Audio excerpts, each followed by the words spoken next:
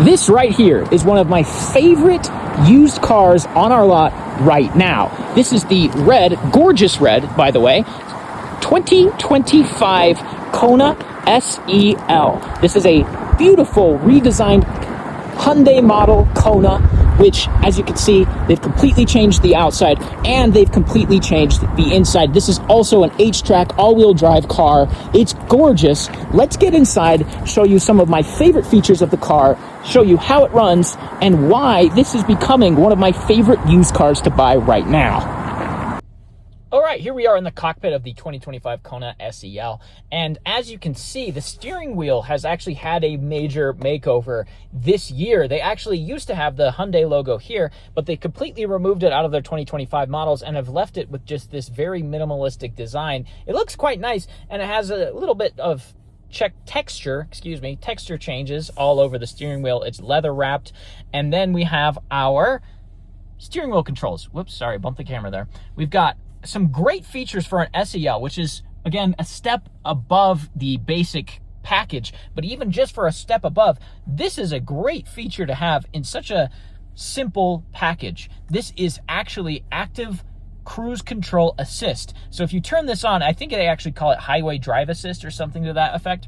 If you turn this on, this little steering wheel will pop up on the gauge cluster, which we're going to talk about more in a minute. But once you push that, it will pop up, and as you're driving, if you're in your lane on the highway or on the State Street or wherever has lanes, this will actually turn green right here, and it will help you with your driving. If you're just holding it, you'll actually be able to feel it turning and moving slightly to keep the car in the lane for you, which is an incredible feature, because for me, I so often find myself zoning out on long drives or looking at the stars on night drives, and this helps me at least stay in my lane and not be such a menace on the road, which don't do what I do, okay? I'm trying not to. It's a New Year's resolution, but we also have other features on the steering wheel here. Of course, over here we have our cruise control. We have this little page button, which is going to change the middle of the gauge cluster, as you can see. Then you have this, which if you change it to one that will actually let you can actually adjust that little gauge cluster right there. Over here we have mode, which is just, if you click it, it'll change the source for your listening. As you can see, you can actually change it to what you would like as well. So usually it's just purely, hey, I want to change music stations, but if you click on that, you can actually set it up however you want. You can have it be phone projection, sounds of nature, AM, FM. So some people don't really listen to the radio, so you can turn that all off and just go straight Bluetooth audio or sounds of nature. And then once you hit mode again, it will just be those two that you'll be cycling through, which is a great feature that Hyundai has implemented into this car, into the 2025 models. Then we also have our star button, which is your favorite button. This is, you can also customize over here. So this is a favorite button, like I said. So you can go through these few features and select which one will pop up when you hit the star button. So I'm going to do actually driver assistant settings, because some of these are good, like the change hands-free calling device. That's good. Home is fine. Media on off, you can just do by hitting this button. So a lot of these modes are already pretty much set up for your convenience already. So I'm going to go with driver assistant settings, and we're going to play around with that in a minute. Then, of course, we have our volume control and our track changer up and down. But let's take a look at this gauge cluster. Hyundai has decided to go with all digital gauge clusters in this car with this big display, but this one you can actually adapt a lot to your wants and needs. We're gonna go into the information, and as you can see, this will actually display your tire pressure, and it will display the power that your wheels have. So as we're driving, I'll keep it on this screen, and you can actually see where the power is being allocated to each wheel, which is very nice. And of course we have our traditional, or less traditional, but our miles per hour gauge and our RPM gauge. Of course, we also have our fuel gauge and the engine temperature, plus some other nice little features, the miles in the car, the temperature outside, and then it will actually detect stop signs and pedestrian walking. Whoops, did not mean to turn that on. Plus, that's a great little segue though. We have our little window wiper control here. You can go, of course, standard features. You can do the back one here. You can do your INT. I don't know what that actually stands for, with this. Then over here on the left side, we have our light controls. So this will be your automatic lights, your running lights, and your forward headlights. If you pull it forward, it will actually turn the brights on, as you can see. And then if you push it back, it will turn that brights on to auto. So the car will automatically detect if there's no cars and turn your brights on for you, which is fun. I personally don't love it. I'll keep it off because I just don't like using my brights. I don't like blinding people, period. So unless it's like really, really dark or I'm completely alone, I'm never using my brights. So let's go over here to our infotainment center and our, what's this called? The gear shifter area? I don't know. Let's go down to the gear shifter area first. We have a very traditional gear shifter, which I love. Hyundai has tried so many different things, buttons, dials, whatever, you name it, they've tried it, but I just love that they're back to the traditional gear shifter. I think it's clean, it's classy, and it's so easy to use.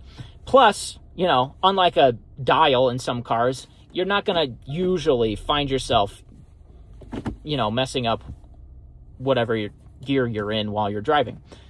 That came out very, very bad. Drive mode we have here, and our all-wheel drive lock here. Drive mode's fun. It has 3 features. You got normal drive, you have sport, and you have snow drive. So if you're in an area where you get a lot of snow, that's super helpful. We have auto hold and then park. We have this, which is our park backup camera that you can just activate at any time. And you don't even have to be in reverse. You can just hit that and it'll show it. But you can also put it in reverse and it will pop up automatically.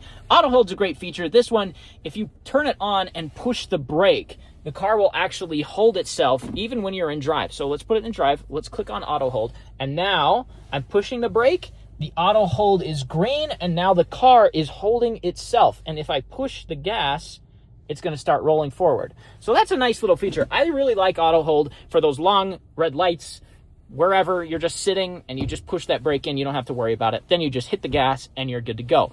This also has a push button start plus automatic climate control. And you have 3 variable climate controls, low, medium, and high. You can change the temperature here. You can change the defrosters here, sync, AC, all of that features right here. Then we have this, which is our infotainment controls. Of course, home, you got your map, which for an SEL, you don't really have the map feature. You actually have to go into Android Auto or Apple CarPlay to activate any kind of map. This car isn't built with the navigation built in. Then you have a search function. If you push that, you can actually see, you can search for whatever you want in the car. So let's put in driver, and let's see what it pulls up. We have driver assistance, sounds, so you can actually search everything on here if you want to find the feature quickly that you're looking for. So that's a nice little thing. Then you have media, of course. This will bring up the list of media that you can have. You have the HD radio, FM, AM, Sirius XM, and then here you can control it even more down here. Just hit these buttons. Of course, you have a touch screen, which is great. Bluetooth audio, CarPlay, everything you could want. Let's go back home. Home has these features here. I don't find myself reaching for these all that often. If I have my phone connected, it's with CarPlay, so I don't typically need this. Phone projection's interesting, but I haven't played with it all that much because, again, I have CarPlay. Valet mode, I barely use because, you know, I'm a peasant, so, I mean, that's nice to have, I suppose. But then down here, let's go back here. We have that same star button that was right here that you can actually use here as well. You have setup, which we're going to get into. This is going to bring you to the actual settings of the vehicle. You have vehicle, sound, device connections, so many more, but we're going to find ourselves mostly in these 2 areas, the vehicle and the general. Let's go into vehicle first. So this is driver assistance. Now, driver assistance I want to run through very quickly, but I want to show off that this star button works. So let's hit that star button. Whoops, I hit setup. Let's hit star button. And it didn't work, so that's cool. That's great. It works here. So I push this. This is, I guess, to reset the star button. But if you push this, it's going to bring up your driver's assistance like we set up earlier. So let's go through it. This car has a ton of safety features for an SEL. It's incredibly impressive. We have our forward warnings, our backup warnings, and our parking safety. And this all comes with audio cues, so which you can change. Haptic warning, which means the steering wheel will vibrate, and a lane safety audible warning. So all of these come with beeps, notifications to warn you if something's unsafe. Then if we go to climate, we have these 4 features, which mostly speak for themselves. We have lights, which is your headlights, your high beam assist, which we discussed a little bit, and the interior lights. This is interesting though. This is one touch signal. So let's go over here. If I just touch this once, now if you pull it down, obviously you're gonna get the indicator, but if you just touch it, you're gonna get a helpful lane change assist signal, which you can change over here. If you find yourself going into a lane a little bit slower, you can do 7 flashes. So when you hit it down once, this will flash 7 times to help you change lane over a longer period of time, if that's what you're into. Or if you're super aggressive and crazy, do 3 flashes. It indicates well enough. You get into the lane, you're good. That's helpful. That's fun. We can have these door features, which, again, kind of speak for themselves.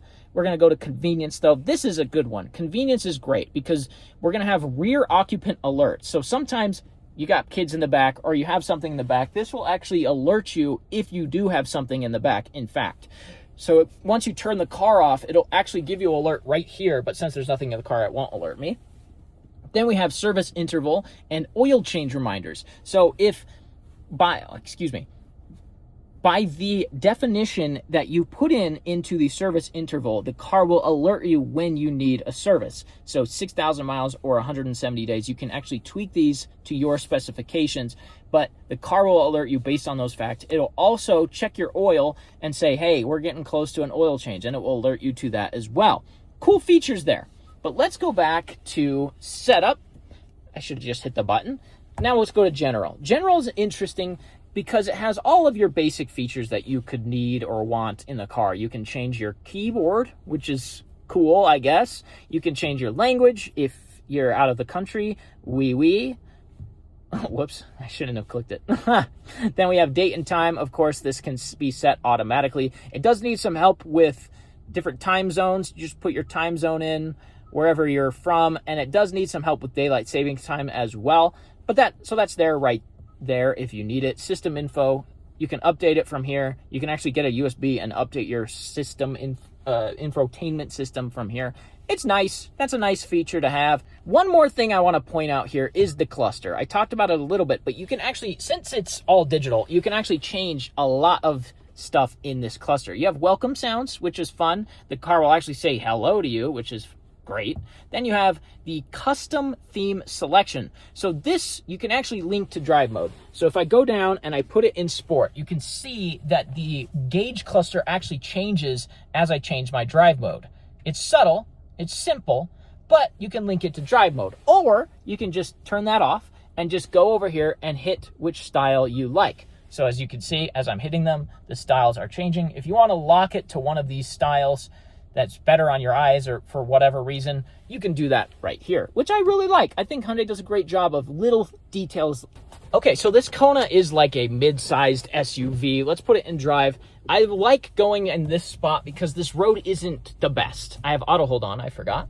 And you can hear how it handles roads that aren't the best, which I like.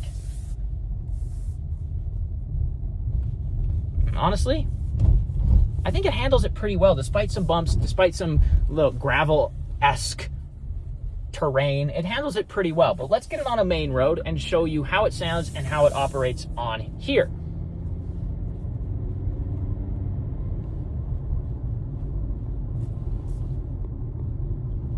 Again, I think it does quite well. The older models of the Kona I haven't been in love with, but this 2025 model makes this ride more comfortable. It gives a little bit more pep to the engine, and the interior is so dramatically different that this feels like a different car. So if you love this car as much as I actually do for a Hyundai, come down to Santa Fe Mazda and check it out today. Or if you live out of state, we're gonna have it shipped straight to your house.